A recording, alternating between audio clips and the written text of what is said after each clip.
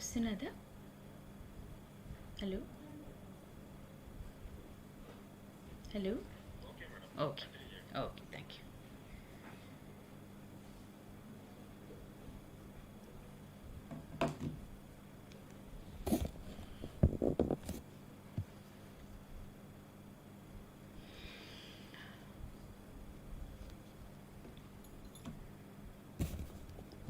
So good morning.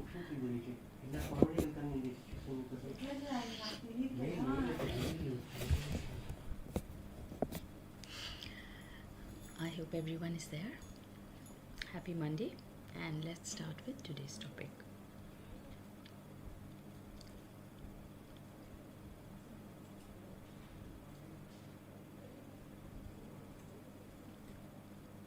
Yep.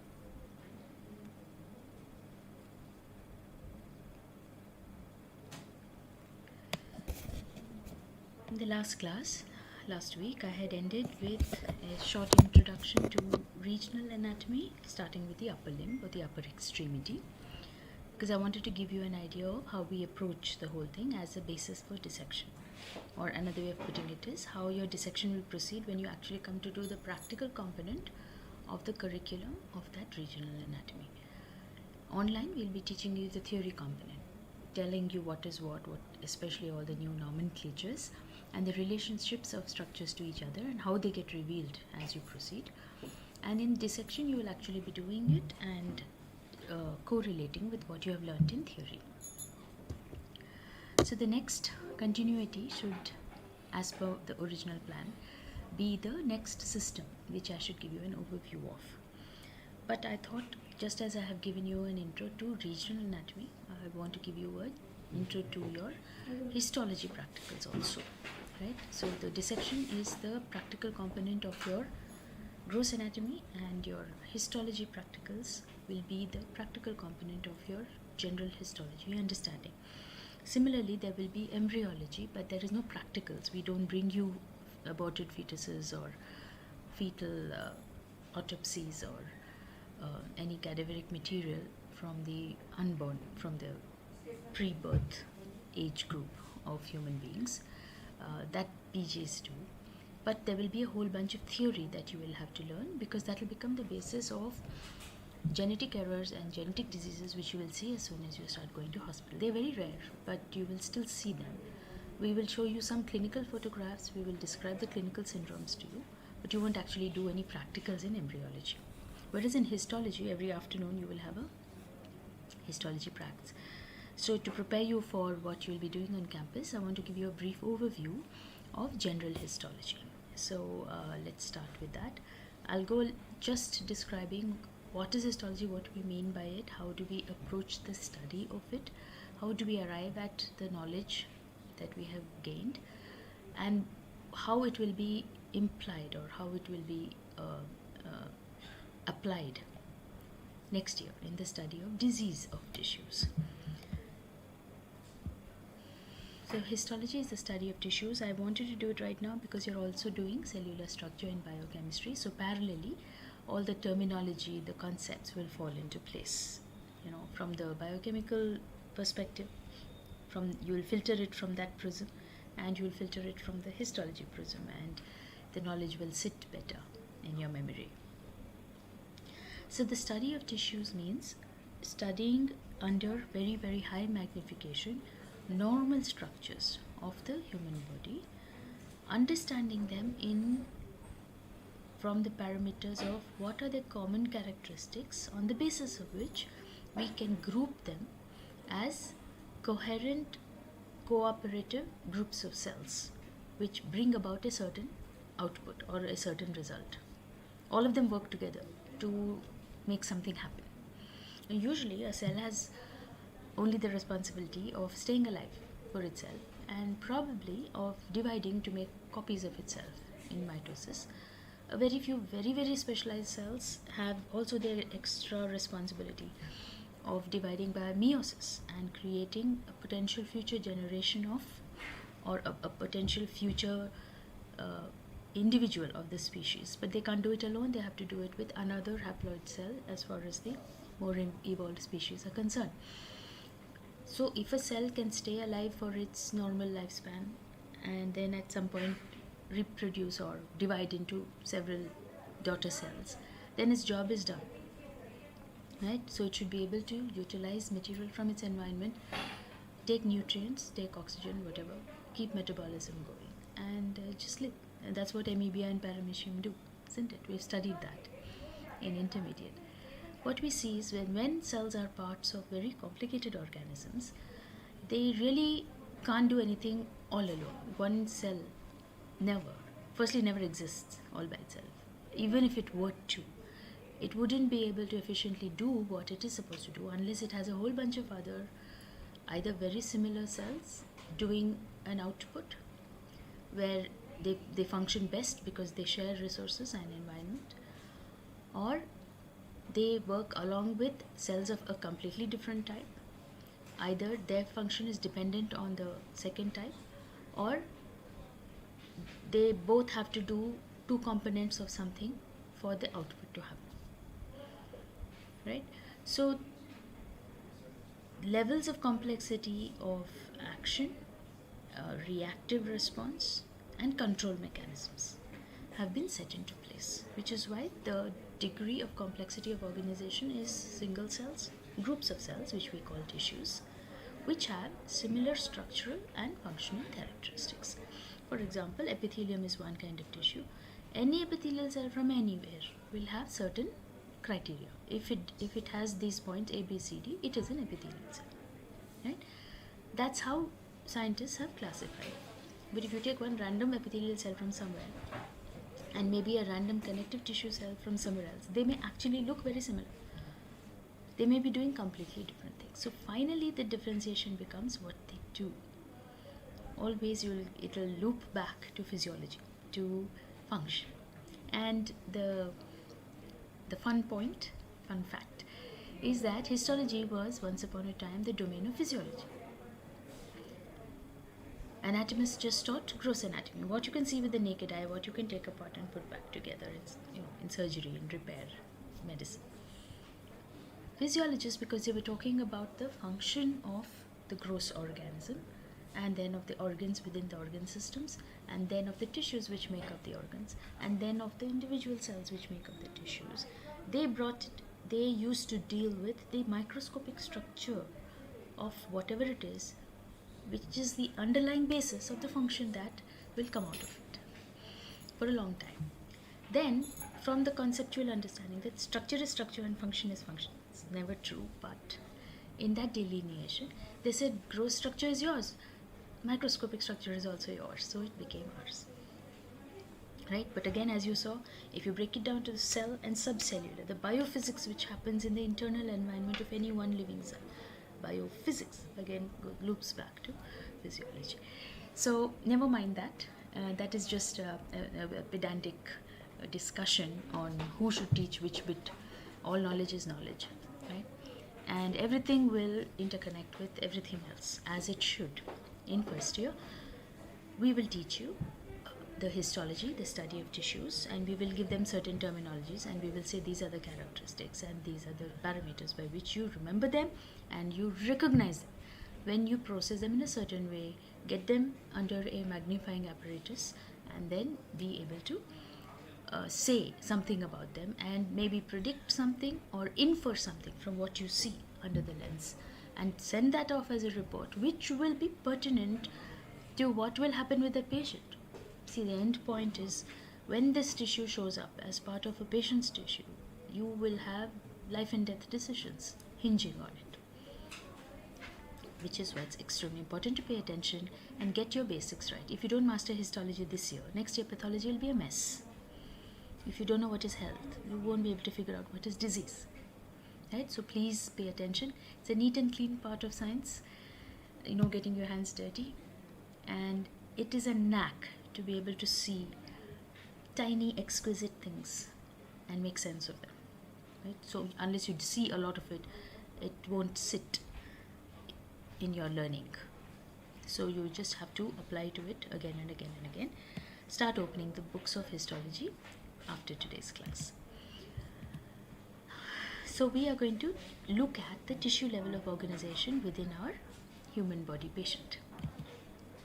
And we know that, or scientists have already classified these tissues into 4 types: epithelial, connective tissue, muscle tissue, and nervous tissue. They said that any kind of tissue can be differentiated into these 4 distinct types because any one of those categories don't share anything or are distinguishable, easily recognizable, and specialized enough to be separate from the other 3. Within these 4 major categories, there will be subcategories. All of them will have some common points but some differentiating points. The microscopic study of tissues, this is one of the definitions of histology. That's supposed to be a picture of a microscope. That's the first thing you will come across and you will have to master, because you can't be any kind of a scientist if you do not master your implements, your tools, the tools of your trade. You have to become comfortable with the microscope, and you should be able to play around with whatever tissues are presented to you, so that you can confidently say, oh, this is this, and A, B, C, D, E, F, these are the points why I say this is this. Right? And if the slide is made in Hyderabad, or it's made in Delhi, or it's made in Japan, you should still be able to come to some conclusion. So histologists across the world have certain criteria, have standard procedures by which these tissues will land up on the slide. And you will learn to recognize a good slide, an excellent slide, from a mediocre, suboptimal slide, as you practice and see that the same tissues, how it suddenly comes out sharp and bright and beautiful when some processing has happened in the proper way. Same thing, you can make a mess of it and not get any information from it. It can be a smudge, a smear, which nobody can understand if it is done badly. So the technique of preparation and the technique of microscopy becomes very, very important, right? That you will learn in practice, but in theory we'll tell you what the tissue level of organization is. Before these 4 adult types of tissue, everything was one gel-like mass when you were still forming, and all of that started as very, very small quantity of very, very pluripotential tissue called embryonic tissue, which came from the 3 germ layers. Yes, you already know, but we'll teach it to you again, that when you were a little baby, or when the human being is first formed by the fertilization with the fusion of a female and male prokaryotic cells, you get a diploid zygote with a committed gender, either a male or a female. And that single cell stage hardly lasts for like few seconds, few minutes. Immediately cell division starts, and that starts becoming a bunch of cells. That first ball of cells becomes differentiated into 3 basic germ layers, which used to be called ectoderm, endoderm, and mesoderm, but which are now called epiblast and hypoblast. I'll teach you this in embryology, but just remember that there's something called germ layers long ago. The innermost layer is called the endoderm, and its future is that it will become the lining of the digestive tract and all the derivatives of the digestive tract. The middle layer will be called mesoderm, and it will form mostly tissues which are bodybuilding, like muscle, bone, but also in between tissues which are connecting in nature, like blood vessels. So in general, a ballpark understanding is it will form connective tissues. Then you have the outermost layer, or the ectoderm, which will become the skin, and from it will bud off the entire nervous system as the neuroectoderm. So neuroectoderm is a modification and specialization of ectoderm itself. So just remember this as a basis. When you see it under the microscope, you can't make out anything. You will only see the mature adult tissues, because what we're showing you is from mature mammals tissues. We've taken a little block, we've processed it, we've sliced it, we've colored it, and put it under the microscope for you. But the basis of it is something which got, some cell line which got committed to a certain development a long time ago. It's kundali, its astrological chart is to only become 1 or 2 types of things. It can't come back and become anything else. It can't regain pluripotentiality once it commits. So we are acquiring specialization at the cost of versatility. This is this, whether you're an individual or you're a cell, this is a necessary growing up that has to happen. So a very highly specialized and committed cell will be a neuron, or a sex cell, like a spermatocyte or a oocyte, right? Whereas a more general cell may retain the ability to become this, that, or the other, and we need some of that potential retaining for a long period of time, because then, in the face of a threat, an injury, a damage, a loss of tissue, for whatever reason, these remaining bunch of generic cells can immediately adapt and say, oh, this is required, let me become this, and become a few thousand or lakh or million of those, right? So for example, your entire immune response system works like that, right? You have a whole bunch of uncommitted cells which can take up whatever is required, and they do it through a very unique and very, very fancy process of cloning themselves. So that we will look at separately. You just remember that all the tissues which we are going to study, all those 4 types we talked about, their origin, their history, their background was from these germ layers, and each one of them will get committed along a separate line at some point in the fetal history, and then it will leave behind a small population which may still be able to change into a new line if required. Those which are most specialized completely give away the ability to revert back to a less specialized cell. Epithelium. So the characters, we said the 4 types. Epithelium we said, then we said connective tissue, we said muscle and nerve. So the first type of generic epithelium is the generic cell tissue is epithelium. All cells here, they are lying in sheets, flat planes, in 2 dimensions only, right? And they have hardly any thickness. So if you see the surface view, it looks like tiles attached edge to edge and forming a very, very flat surface. If you see them in a cross-sectional view, you can see this, the whole cell from here to here is one thin slab, then there's another one thin slab, then there's another one, then there is another one, then there is another one. So some are looking little thicker, some are looking little thinner. The nucleus is always also flattened out. When you see it in cut section, it looks like a dash, spindle shaped. When you see it from the surface, it looks round. So it's a disc shaped nucleus. So if you see it from the surface, it looks round. If you see it from the section, it looks like a dash. Its thickness is the least of its dimensions. One example is the lining of the lungs called the pleura, the outer lining. The epithelial cells, in between themselves, they have hardly anything. So what we can call extracellular material, non-living material in the environment of cells, is minimal, almost zero in the case of epithelium. This is one of its characteristics. They usually have a free surface facing a lumen or facing a body cavity somewhere, or facing the external environment, right? So that free surface is not abutting on any other tissue of any sort, right? It's like an exposed surface to which other things can interact. All right, it could be air, it could be water, it could be food, it could be excreted product, it could be many things, but that whole surface is not in touch with another type of cell. Okay, that's why we call it a free surface. All of them, because they have to form a sheet, they will be lying on a single layer like a bed, right? And that's called its basement membrane, and that is a connective tissue. That's not epithelium. Epithelium is this cell-rich domain with hardly any intercellular material, and it always lies on a basement membrane, which is fibers, right? But it is part of epithelium. It will have a good blood supply from its feeding surface, which its deeper surface, so there will always be a lot of capillaries seen in this. It is very, very cellular.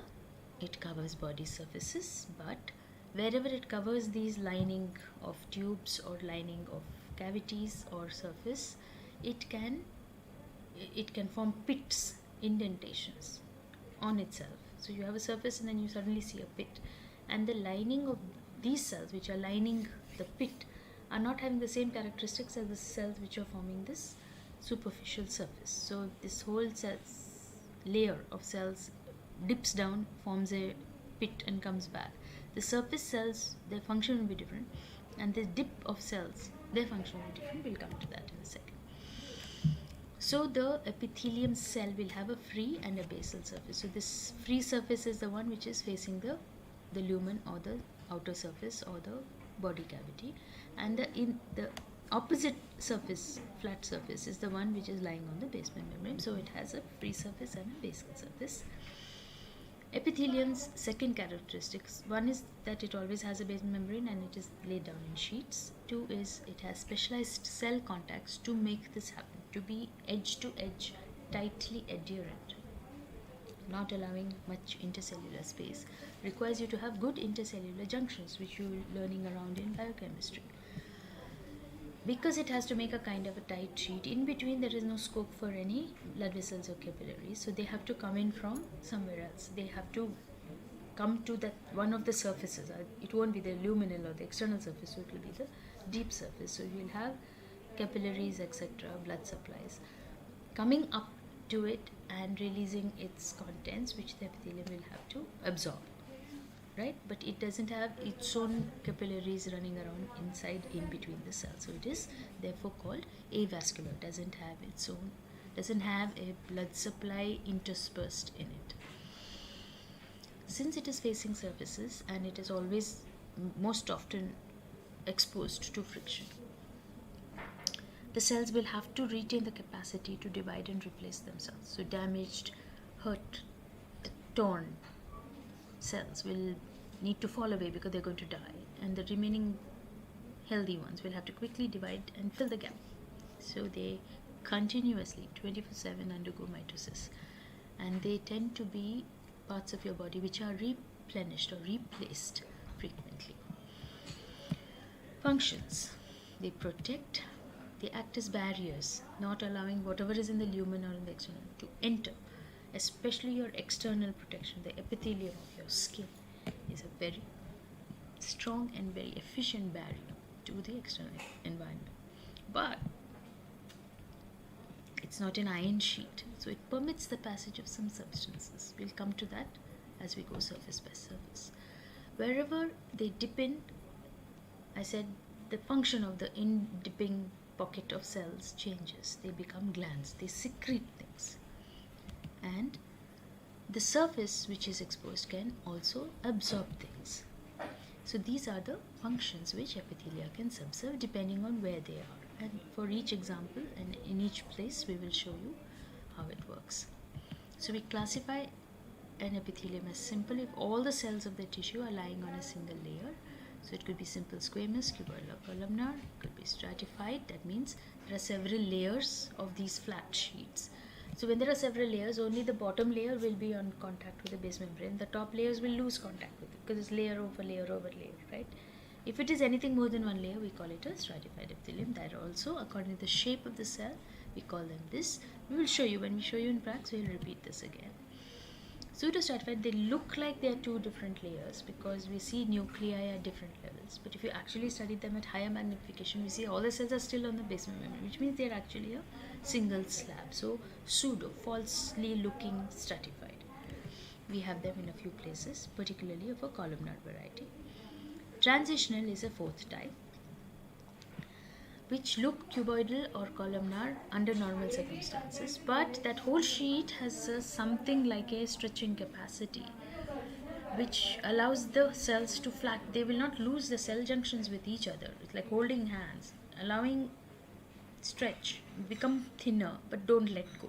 So all the cells stay in contact with each other, but instead of being chubby and having some height, they become completely flat. So the total square centimeters of surface area increases, but the tight junctions retain the integrity of the epithelium. It's a very specialized situation, and that's why it's given its own name called transitional epithelium. Functional characteristics are the layering and the typical shapes which allow for their functions always. It allows diffusion, it allows filtration, it allows secretion, absorption, and protection. The fact that cells have surfaces, in most other cells you will see in other tissues, we don't talk in terms of surfaces at all. Epithelial cells will always talk in terms of surfaces.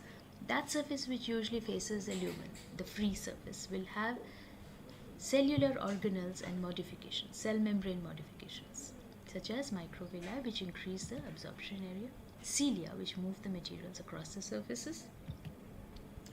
These are cell cytoplasmic membrane modifications.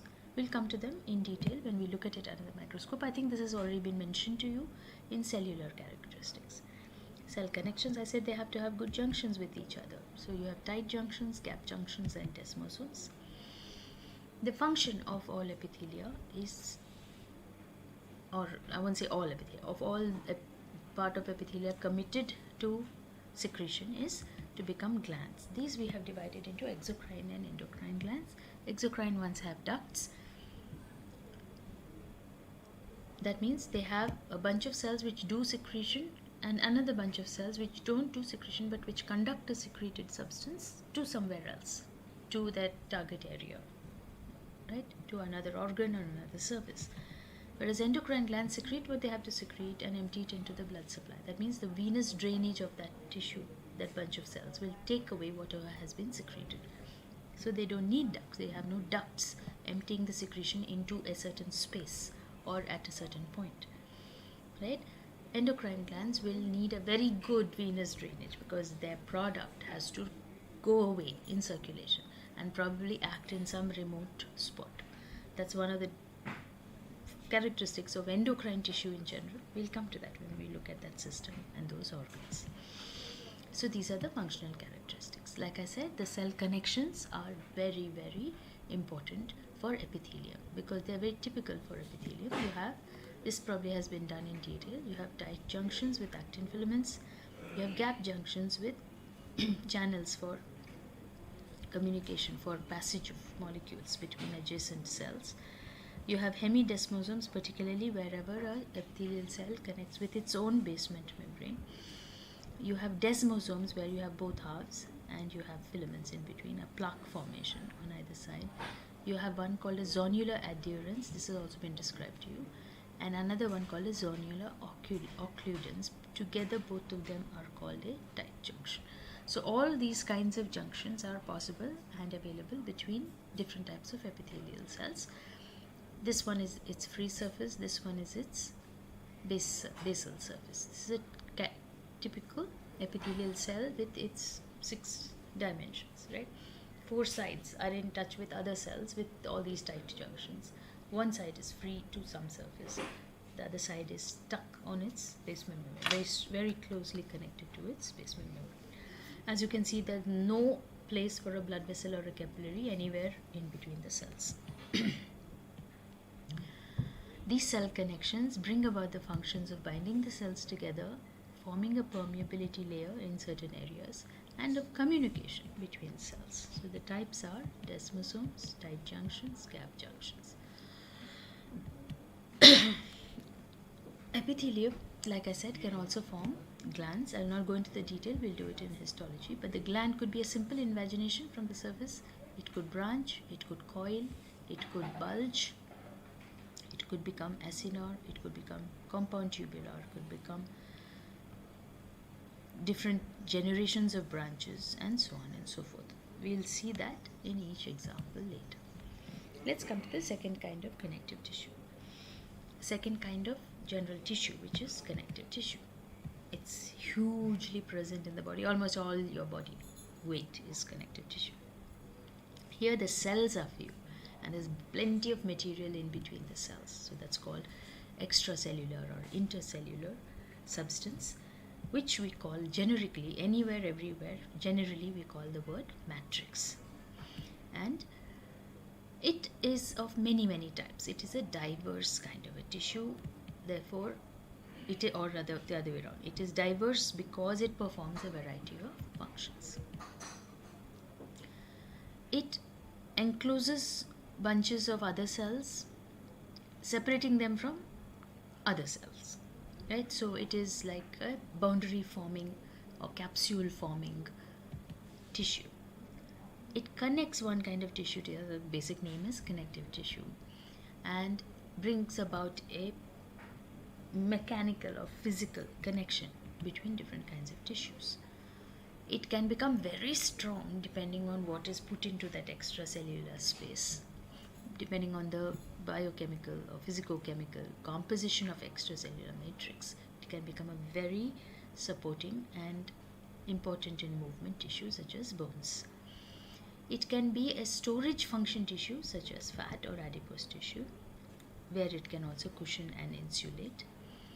The connective tissue matrix can completely become so loose and so fluid that it is a liquid tissue. All the cells are there, but they are in a fluid state, physical state of matter state. And the only example we have is blood. Lymph also, because lymph contains lymphocytes, so blood and lymph can be considered our fluid connective tissues, where they become like that because their function is transport. A different kind of protection, not a surface protection against mechanical abrasion or impact, but a immunochemical protection is afforded by one small specialized bunch of connective tissue of the immune system. So there the function is protection. The cells are specialized. The ones which produce this extracellular matrix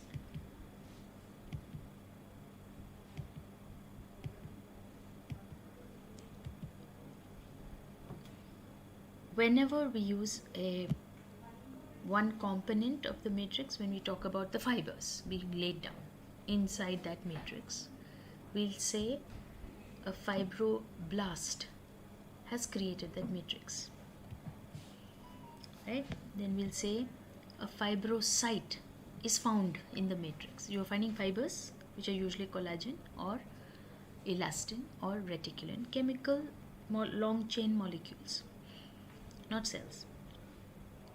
How did they happen?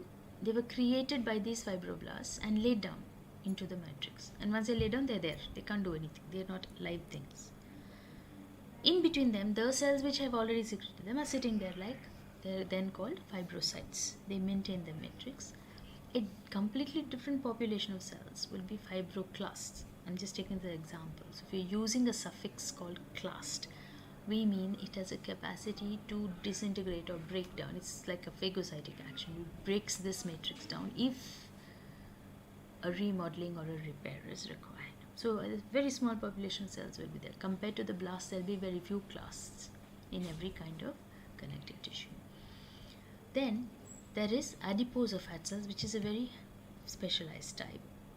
There are mast cells which contain and release vesicles of heparin and histamine, which mounts an immune response in the face of foreign proteins in the environment.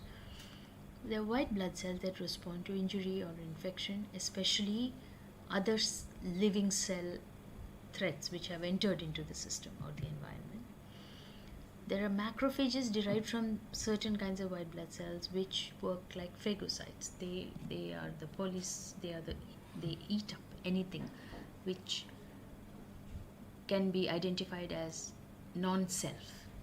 So first a response has to happen where a non-self recognition happens, which is not done by the macrophage. And then the macrophage moves in and finishes off, engulfs, consumes this foreign threat. Stem cells are this generic population I told you of background cells which remain, which are not yet committed themselves to any of the cell lines, and which can very quickly multiply themselves and differentiate and build whatever kind of tissue is required.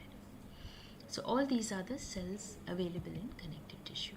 The matrix, as I said, will be composed of fibers, mostly collagen, reticulin and elastin. Collagen is the commonest protein in the body. Reticulin is a very fine biochemical molecule. In terms of dimension, it is a very thin, long, linear molecule. It fills up the spaces between tissues and organs. Elastin is a very specialized molecule which has a capacity of recoil. It can return to its original shape if it is distended or compressed. The base material, it is a complex molecular gelatinous gel or sol phase ground substance, gives a very shapeless or generic background. A lot of fluid, water with electrolytes and salts are embedded in it. The categories of connective tissue are embryonic, which I mentioned, where the base word we use is mesenchyme, and it would have come from that mesoderm layer, right? In the adult, we say loose connective tissue, dense connective tissue with special properties, a committed line of connective tissue which can't become anything else or do anything else. One is cartilage, another is bone, another is blood. So remember that this is the classification in terms of the categories which you will study. Embryonic or mesenchyme, we don't study that in too much detail, but we'll show you an example from a baby's umbilical cord. In adult connective tissue, we will show you loosely arranged connective tissue, densely arranged connective tissue, special properties, cartilage, bone, and blood. Blood again, we'll see as a content of the vascular system. As a tissue, physiology will teach you this. I'll jump through this, except for these three words which you need to know now. Cartilage, as one form of connective tissue, is composed of chondrocytes located in lacunae. It is the second most formed structure in the body, and it has three types: hyaline, which means glass-like; fibrocartilage, which the component of fibers is much higher than the component of cells or matrix; and elastic, where the fiber type is dominantly elastin. Bone is the hardest connective tissue that we have, but it has living cells in it, like I told you, trapped within the mineralized matrix, which is in the form of osteomes. We did this when we did classification of bone. And it has organic and inorganic components. Its types are, we saw this when we classified bone. We said there is cancellous or spongy bone, there is compact bone. This is the histological types of bone. Blood, we know there are red blood cells, white blood cells, and platelets. The matrix for the tissue called blood is a liquid matrix. There is hemopoietic tissue, which is bone marrow, which is a completely different location and kind of tissue, which forms blood cells and which can be classified as yellow bone marrow and red bone marrow. It is found in the gaps, in the holes between the lattice framework of cancellous bone. Active bone marrow will be red in color to the naked eye, but when you stain it, you see a whole bunch of different kind of blast cells. Just as we use the word blast, I use the example fibro. Here you will have erythroblasts, leucoblasts, and so on and so forth, which will be destined to be, erythroblasts will become red blood cells through a series of changes, and that whole process will be called erythropoiesis, birthing of red blood cells, right? Blast means mother cell, and the erythrocyte is the end point of a series of steps called erythropoiesis, and so on and so forth. You'll learn that in more detail. The third generic basal category of tissue is muscle. It contracts or shortens with force. We've already been through this. It moves the entire body when it is skeletal muscle. It pumps blood when it is in the walls of blood vessels. The types are, we already mentioned this: skeletal, striated, cardiac, involuntary, smooth, also involuntary. So the names are skeletal, cardiac, and smooth. The characteristics are: skeletal is striated and voluntary, cardiac is striated and involuntary, smooth is non-striated and involuntary. This is what skeletal muscle looks like. We'll look at it when we look at it on this slide. And the fourth and last category of tissue in general is nervous tissue. It can't do anything except what nervous tissue does. It has nothing in common with the other three types. That's the basic differentiation into four categories. We know it's found in the CNS, PNS, and ANS. It can trigger what are called action potentials, which again you will learn in physiology.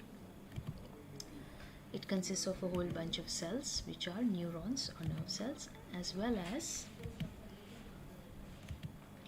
neuroglia or support cells. Within neurons, every neuron will have dendrites, soma or cell body, and axons. Every neuron could be either unipolar, bipolar, or multipolar. We already said in humans you don't see pure unipolar, true unipolars, you see pseudo-unipolar cells.